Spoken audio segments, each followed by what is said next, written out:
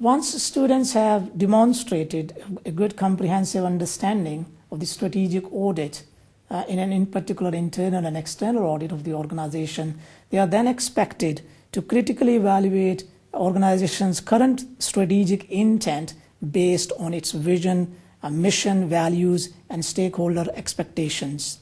In particular, they need to look into the overall purpose of the organization, its mission and values, define the focus, and identify important stakeholders, identify or map out stakeholders with a view to identify their powers and interests, for example, and also look into what is known as corporate social responsibility and ethical issues, which are becoming increasingly important in today's challenging environment. So looking into the ethical issues which may surround or impede on an organizational success is part of the unit. A strategic vision, for example, or intent may be deliberately formulated as part of the planning process in the organization.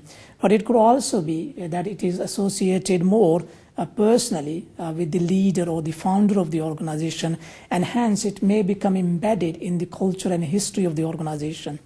Or alternatively, it could also be externally imposed on the organization.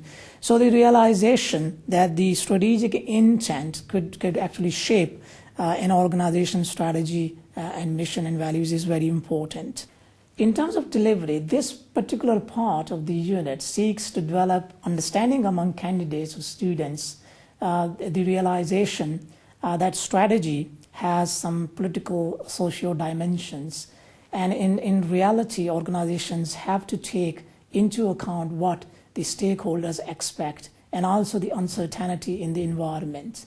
So looking into what stakeholders can accept could be a very important part of your strategy deliberation process. So that understanding of the socio-political dynamics of strategy formulation is very essential to this part of this unit.